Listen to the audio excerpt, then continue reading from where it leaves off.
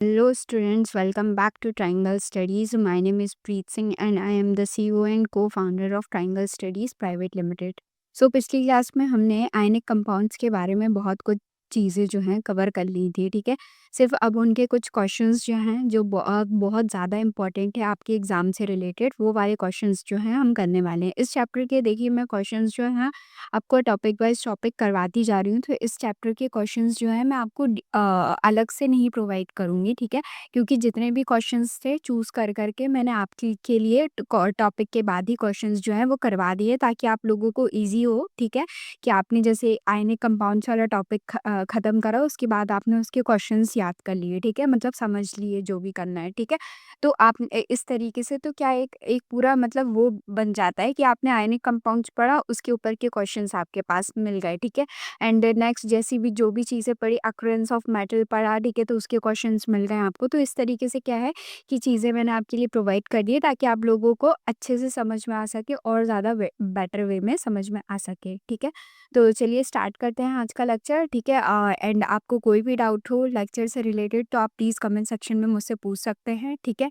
And I hope आप लोग revision जो है वो अच्छे से कर रहे होंगे, ठीक है। बस ये चैप्टर बस हमारा एंडिंग में है, ठीक है। कोरोजन बचेगा एंड कुछ हमारे एक्सट्रैक्शन की मेथड बचेंगे इस लेक्चर के बाद, ठीक है। एंड कोरोजन बचेगा, उसके बाद ये चैप्टर जो है वो भी ख़त्म हो जाएगा। तो उसके बाद आप मुझे बता सकते हैं कमेंट सेक्शन में कि नेक्स्ट चैप्टर जो है वो आपको कौन सा चाहिए, ठीक है। तो प्लीज़ आप कमेंट्स करिए नेक्स्ट चैप्टर के लिए, ठीक है, कि कौन सा नेक्स्ट चैप्टर आपको चाहिए, ठीक है।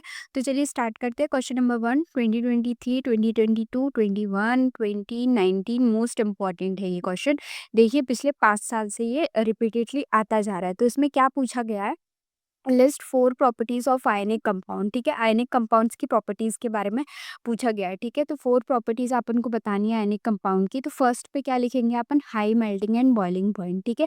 तो ionic compound have very high melting and boiling point, ठीक है। एग्जाम्पल है NaCl मेल्ट्स 801 डिग्री सेंटीग्रेड, ठीक है। तो अपन ने बात कर ली थी कि मेल्टिंग एंड बॉइलिंग पॉइंट क्या है, उनका बहुत ज़्यादा हाई होता है, ठीक है। क्योंकि उनके बीच में अट्रैक्शन फोर्स जो है वो इतनी ज़्यादा रहती है कि उसकी वजह से उनको मेल्टिंग एंड बॉइलिंग पॉइंट उनका हाई रखना पड़ता है, ताकि वो इजीली क्या हो सके, टूट जाए, ठीक है।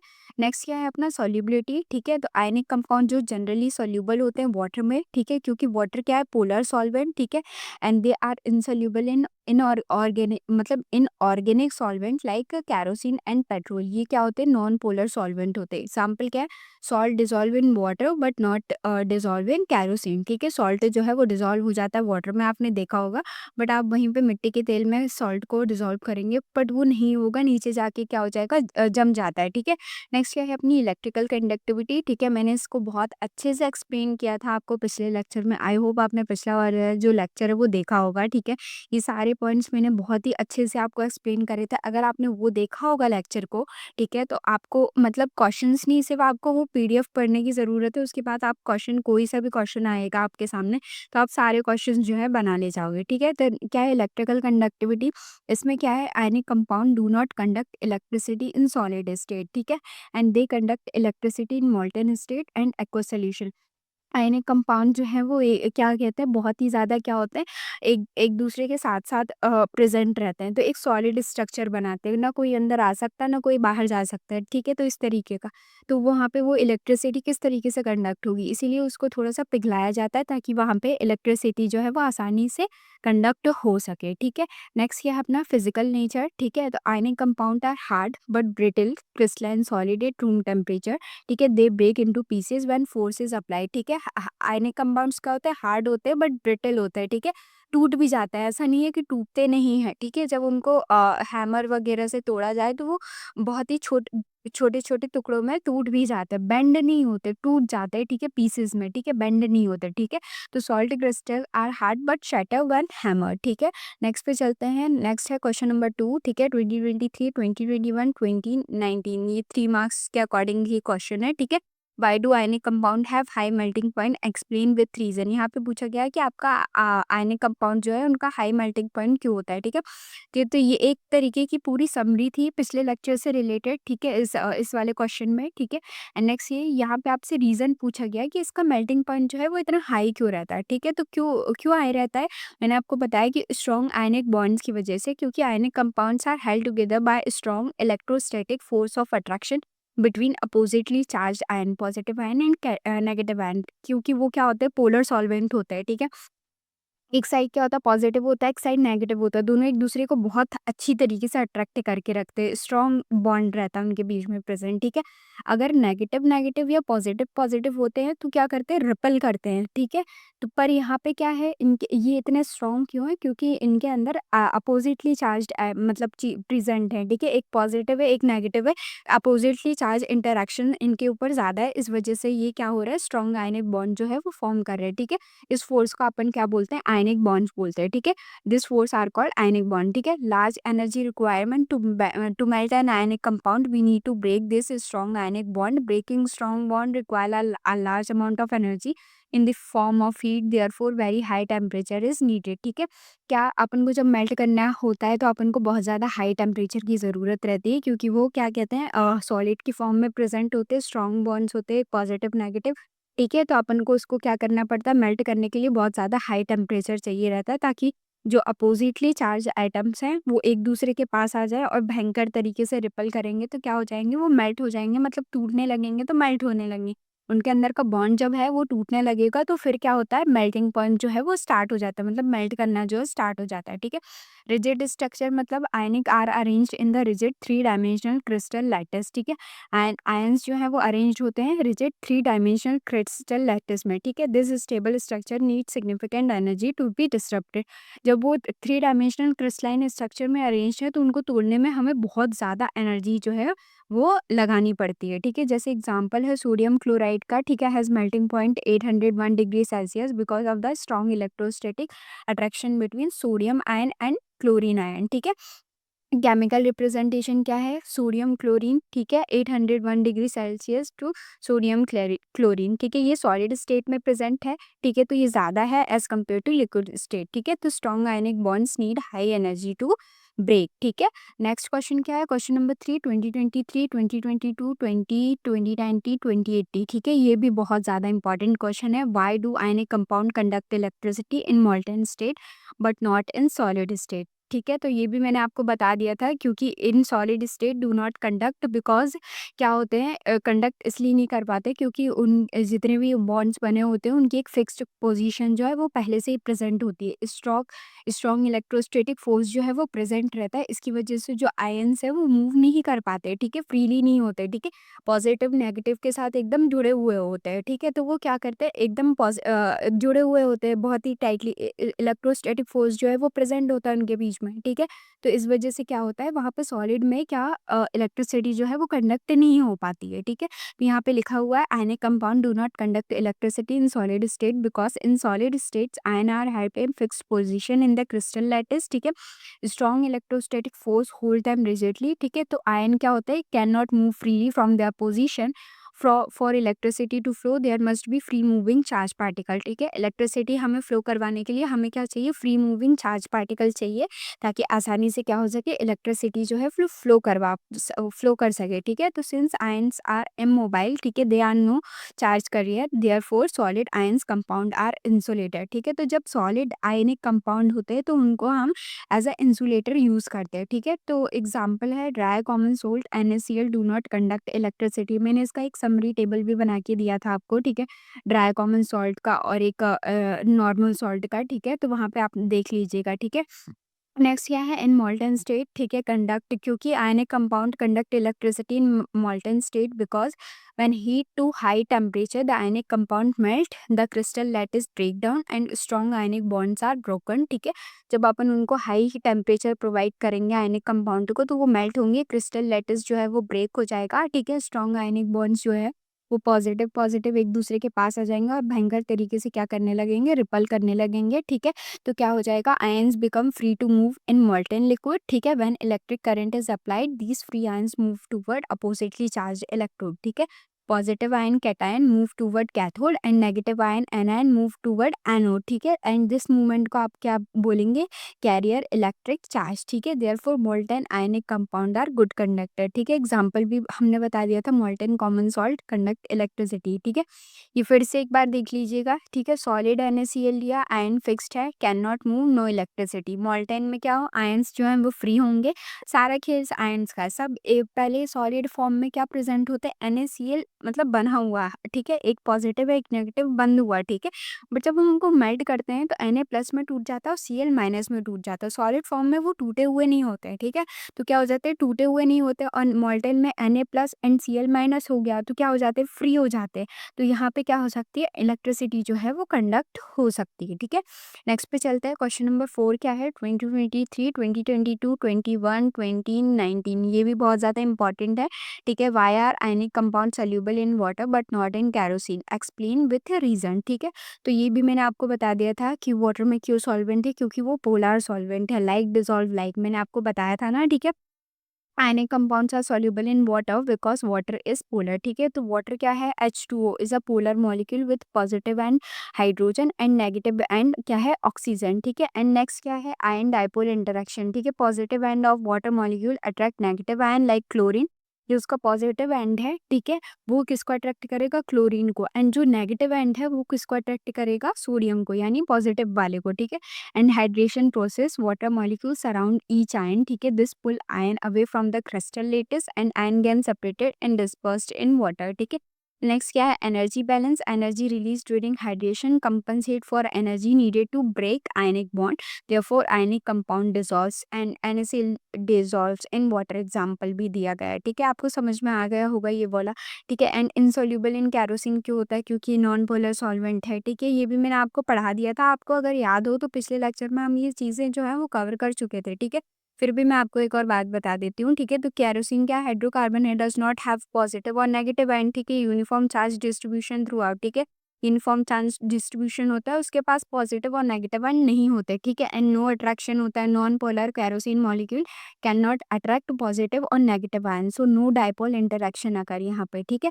and cannot break bonds without attraction kerosene cannot pull ion away from the crystal lattice, ठीक है। ionic bonds remain intact, ठीक है। ionic bond जो है और अब मतलब अपनी ही स्टेज में रहते हैं, इंटैक्ट नहीं हो पाते, ठीक है।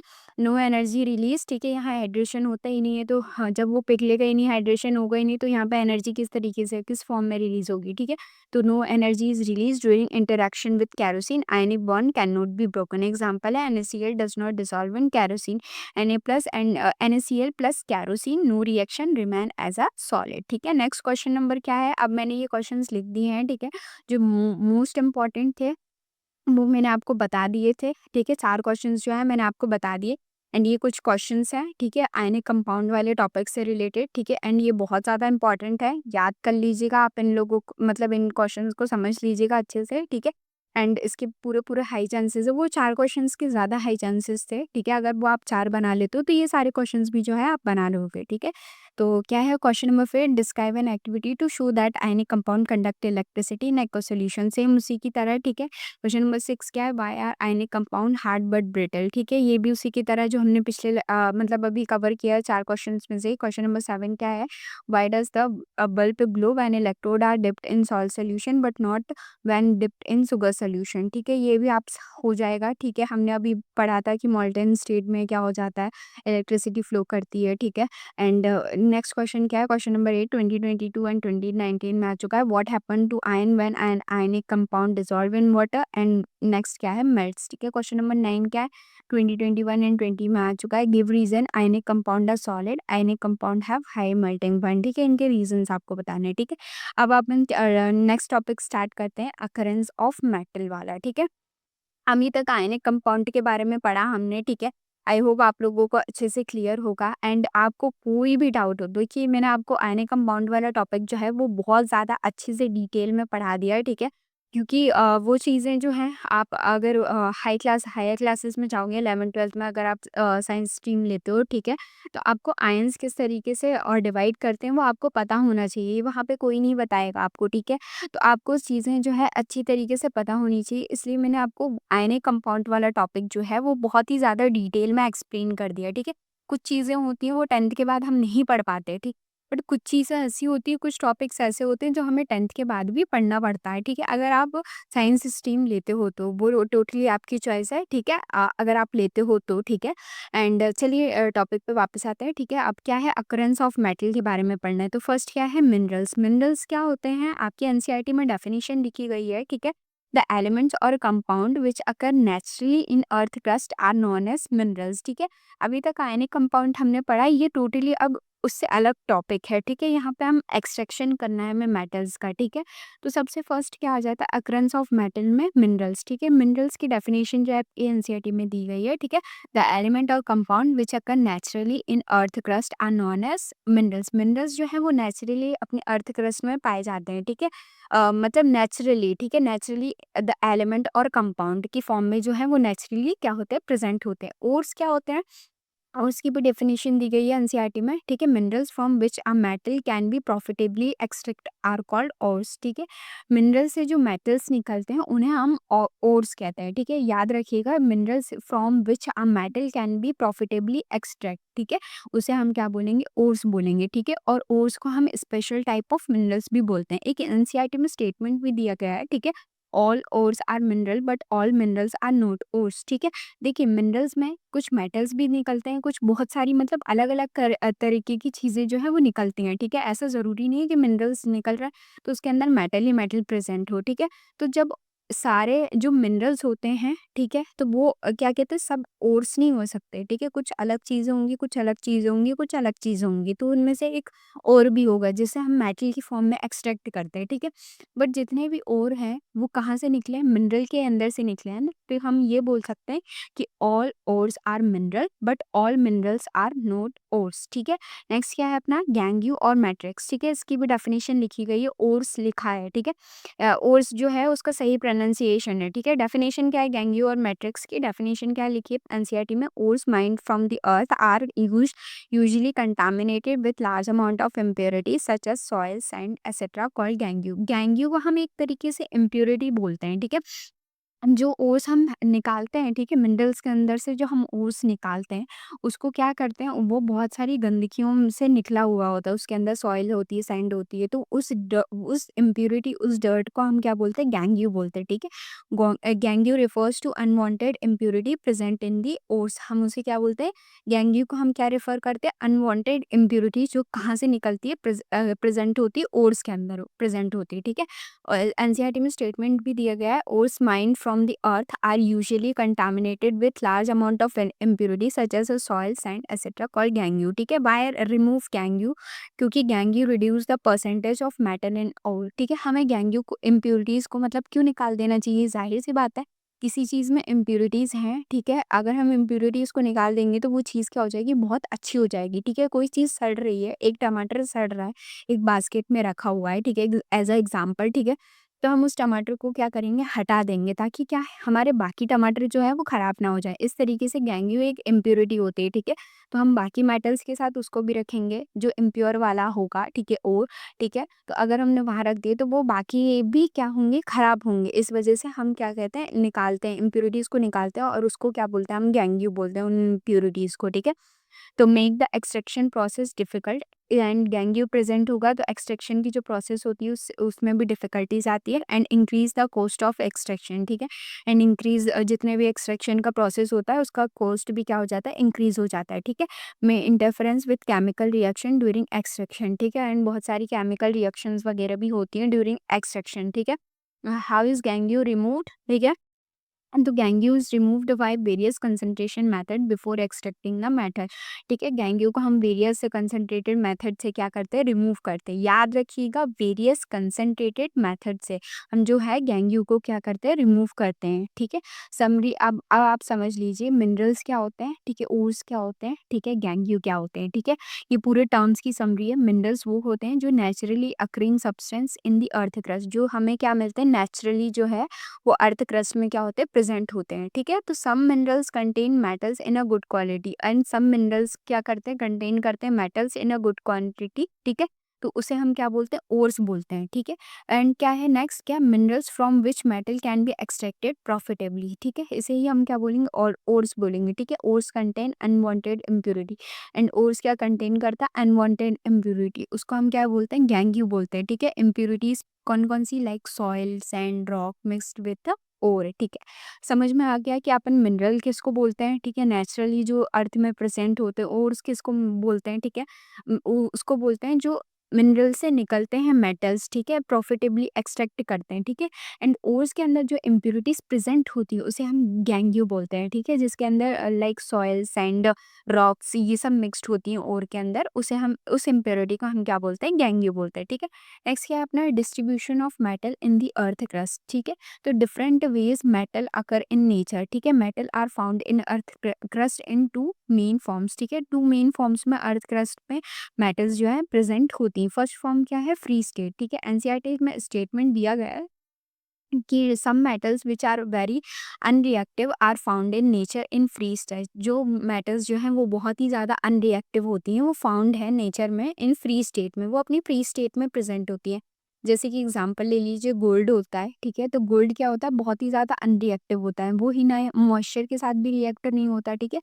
आपने रिएक्टिविटी सीरीज याद करी होगी, उसमें देखा होगा कि लास्ट वाले जो जितने भी एग्जाम्पल्स थे कॉपर के बाद, ठीक है, तो रिएक्टिविटी सीरीज में तो वो क्या थे, बहुत ही ज़्यादा अनरिएक्टिव थे, ठीक है, उनको बहुत ही ढीठ थे वो किस्म के, ठीक है, ना वो मॉइस्चर के साथ ना वाटर के साथ, किसी के साथ ऑक्सीजन के साथ वो इतनी जल्दी क्या कर रहे थे, रिएक्ट नहीं कर पा रहे थे, ठीक है। तो some metals which are very unreactive are found in nature in the free state, तो ये क्या नेचर में फ्री स्टेट में पाए जाते हैं। जैसे एग्जांपल क्या हो गया, गोल्ड हो गया found as a pure gold nuggets, ठीक है, सिल्वर हो गया found as a pure silver, and platinum found in a free state, ठीक है। why found in a free state, because these metals are so unreactive, ठीक है, noble, they do not combine with other element easily, ठीक है, Nobel होते हैं, किसी को ना इलेक्ट्रॉन देते हैं ना लेते हैं, नोबल होते हैं, नोबल की फॉर्म में, ठीक है ना, किसी से कोई मतलब नहीं रहता, बहुत ही ज़्यादा अनरिएक्टिव होते हैं, ठीक है।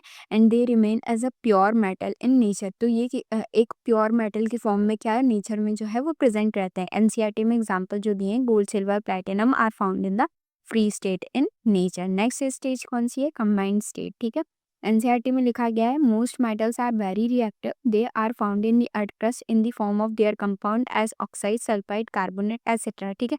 बहुत सारी मेटल्स ऐसी भी होती हैं तो बहुत हाईली क्या होती है, रिएक्टिव होती हैं, ठीक है, उनमें से कुछ एग्जाम्पल देखते हैं, ठीक है। जैसे मेटल ऑक्साइड किन किन से मिलके बनता है, ठीक है, हेमेटाइट से, बॉक्साइट से, एंड कैस्टेराइट से, ठीक है। तो इसे हम क्या बोलते हैं, आयरन ऑक्साइड, ठीक है, aluminium oxide and tin oxide, इनसे क्या, इन तीनों से मिलके क्या बनता है, मेटल ऑक्साइड मिलके बनता है। तो इसीलिए हम क्या बोलते हैं इसको, कंबाइंड स्टेट में, ठीक है। मेटल ऑक्साइड है बट वो मिलके किस किस से बना है, हेमेटाइट से, बॉक्साइट से एंड कैस्टेराइट से, ठीक है। इन तीनों से मिलके क्या बना है, मेटल ऑक्साइड, इसीलिए हम इसे क्या बोलते हैं, कंबाइंड स्टेट, और ये बहुत ही ज्यादा क्या होता है, रिएक्टिव होता है, ठीक है। नेक्स्ट क्या है अपना, जैसे एग्जांपल क्या है, मेटल सल्फाइड, ये किससे मिलके बना है, जिंक सल्फाइड से, ठीक है, लेड सल्फाइड से, कॉपर सल्फाइड से एंड मरकरी सल्फाइड से, जिसे हम क्या बोलते हैं, जिंक ब्लेंड, ठीक है, जिंक ब्लेंड है, ठीक है, गैलेनिना, कॉपर ग्लैंस एंड चिनबार, ठीक है। तो इनसे ये क्या, मेटल सल्फाइड मिलके बना है, इसीलिए क्या बोलेंगे, कंबाइंड स्टेट में, ठीक है। Why found in the combined state, क्योंकि reactivity metal easily combine with oxygen, sulphur, carbon dioxide in the environment and form stable compound, they do not exist as a free metal in nature, क्या करते हैं ये free metal के form में present नहीं है, बहुत ही ज़्यादा हाईली रिएक्टिव होते हैं, इसलिए ये कंबाइंड फॉर्म में पाए जाते हैं, ठीक है। नेक्स्ट क्या है, एक्सट्रैक्शन ऑफ मेटल, अब ठीक है, किस तरीके से हम एक्सट्रैक्ट करते हैं मेटल्स को, ठीक है, ओर्स वगैरह को किस तरीके से एक्सट्रैक्ट करेंगे, किस तरीके से इम्प्योरिटीज जो हैं वो हम रिमूव करेंगे, अब उसकी प्रोसेस पे चलते हैं, ठीक है। तो क्या बोलते हैं हम इसे, मेटलर्जी भी बोलते हैं, ठीक है। डेफिनेशन क्या लिखिए, the process of extracting metal from their ores and refining them for use is called metallurgy, ठीक है। प्रोसेस ऑफ एक्सट्रैक्शन मैटर, जैसे हम क्या बोलते हैं, ओर्स बोलते हैं, एंड रिफाइन करना, उनको एक्सट्रैक्ट करना, निकालना, एंड उसके बाद उसको रिफाइन करना अपने यूज़ के लिए, उससे उस प्रोसेस को हम, जो ये प्रोसेस हो रही है जहाँ पे हम उसकी रिफाइनिंग कर रहे हैं, ठीक है, एक्सट्रैक्ट कर रहे हैं, इस पूरी प्रोसेस को हम क्या बोलते हैं, मेटलर्जी बोलते हैं, ठीक है। एनसीईआरटी में दिया गया, extraction of matter from their ores is called metallurgy, ठीक है। स्टेप इन्वॉल्व इन मेटलर्जी, सबसे पहले क्या होगा, इनरिचमेंट ऑफ ओर यानी कंसंट्रेशन, ठीक है, extraction of matter from concentrated ore and refining purification of impure matter. ठीक है, स्टेप क्या होती है, फर्स्ट क्या है, एनरिचमेंट ऑफ ओर कंसंट्रेशन। तो इसमें क्या होता है, the big lumps of ore are crushed into smaller piece.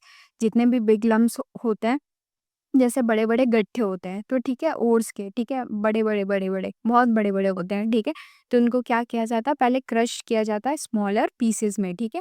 And फिर क्या होता है, the ore is then concentrated by removing the impurities like soil, sand etcetera, ठीक है। फिर उसके बाद हम क्या करते हैं, कंसंट्रेट करते हैं एंड रिमूव करते हैं इम्प्योरिटीज़ को, जैसे सॉइल, जितने भी गैंग्यू पार्टिकल्स होते हैं, एक तरीके से बेसिकली उनको क्या करा जाता है, रिमूव करा जाता है। पर्पस क्या है, to remove gangue impurity from the ore, ठीक है। नेक्स्ट क्या आती है, एक्सट्रैक्शन। देखिए फर्स्ट में क्या किया, जितने भी बिग लम्स थे हमने उनको स्मॉलर पीसेस में तोड़ा और उसके बाद सीधे से उसकी जितनी भी कंसंट्रेट किया एंड उसकी इम्प्योरिटीज जो है वो निकाल दी, मतलब इम्प्योरिटीज मतलब गैंग्यू जो है वो निकाल दिया, ठीक है। स्टेप नंबर 2 में क्या किया, extraction of metal from concentrated ore, ठीक है। इसमें एनसीईआरटी में स्टेटमेंट दिया गया है, the extraction of metal from their ore involve in 2 major step, ठीक है। तो फर्स्ट क्या स्टेप है, conversion of the ore into metal oxide and reduction of the metal oxide to free metal, ठीक है। This depend on the reactivity of the metal. इसको हम आगे समझेंगे। इतना तो आपको बेसिकली समझ में आ गया कि उनको क्या किया, सबसे पहले स्मॉलर पार्ट्स में क्रश किया, ठीक है। फिर उसके बाद इम्प्योरिटीज़ निकाली, फिर अब क्या कहते हैं, इम्प्योरिटीज़ निकाल दी, तो अब किस तरीके से जो ओर है उसको हम एक्सट्रैक्ट करेंगे। तो उसके लिए यहाँ पे 2 मेथड बताई गई है, एक conversion of the ore into metal oxide and फिर उसके बाद हम क्या करेंगे, रिडक्शन करेंगे of metal oxide to free metal, ठीक है। This step depend on the reactivity of the metal, ठीक है। ये आपको पूरी टेबल जो है मैंने याद करवा दी थी, आई होप आप लोगों ने याद कर ली होगी रिएक्टिविटी वाली, ठीक है। इसी के बेसिस पे हम एक्सट्रैक्शन की मेथड्स जो है पढ़ने वाले हैं कि किसका एक्सट्रैक्शन जो है वो कितनी जल्दी होता है, कितनी लेट होता है, ठीक है। यहाँ पे लिखा गया था ना कि depend on the reactivity of the metal, जो मेटल जितनी जल्दी रिएक्ट करता है उसकी रिएक्टिविटी के अकॉर्डिंगली हम क्या करते हैं, उसको एक्सट्रैक्ट कर पाते हैं, मतलब ठीक है, प्योर बना पाते हैं एक तरीके से, ठीक है। तो यहाँ पे क्या है, classification based on the reactivity and extraction method, ठीक है। तो आप अगली क्लास में ये पूरी रिएक्टिविटी सीरीज जो है वो एक बार फिर से याद करके देख के आइएगा, ठीक है। ये मोस्ट रिएक्टिव हैं, कौन कौन से हैं, पोटेशियम है, सोडियम है, कैल्शियम है, मैग्नीशियम है एंड एल्यूमिनियम है, ठीक है। जिंक है, आयरन है, लेड है, ठीक है। लेड के बाद आप ध्यान रखिएगा, लेड के बाद हाइड्रोजन को यहाँ पे रेफरेंस में लीजिए, ठीक है। एंड फिर क्या आएगा, copper, mercury, silver, gold, platinum. ये क्या है, ये लीस्ट रिएक्टिव है। और सबसे ज्यादा रिएक्टिव कौन है, पोटेशियम, सोडियम, कैल्शियम, ठीक है, मैग्नीशियम, एल्यूमिनियम। मतलब इनको तो आप याद कर लीजिए, हैं कितने नाम भाई, ये 5 और 6 7 8, ठीक है। ये 8 नाम आपको एकदम रटे हुए होने चाहिए, ठीक है। क्योंकि आगे आने वाले उसमें हम इन्हीं के बारे में, नाम्स के बारे में अच्छे से डिटेल में एक्सप्लेन करूंगी मैं, ठीक है। इनकी पूरी रिएक्टिविटी सीरीज लेके आई हूँ, क्योंकि अब इसके बाद हमें क्या पढ़ना है, वेरी रिएक्टिव मेटल्स, ठीक है। इनके बारे में पढ़ेंगे, किस तरीके से इनकी एक्सट्रैक्शन वगैरह होता है। तो आप इस वाले पेज को जो है वो बहुत अच्छे से याद करके आएगा, ठीक है। तो मिलते हैं नेक्स्ट लेक्चर में, तब तक के लिए बाय बाय। एंड अगर आपको वीडियो अच्छा लगा हो तो वीडियो पे लाइक करिए एंड चैनल को ज़रूर से ज़रूर सब्सक्राइब किए करिए एंड अपने फ्रेंड्स के साथ शेयर भी कर सकते हैं। अगर उनको कोई टॉपिक पढ़ना है तो वो मुझे यहाँ पे आके कमेंट्स में बता सकते हैं, तो मैं उनको ज़रूर वो टॉपिक पढ़ाने की पूरी पूरी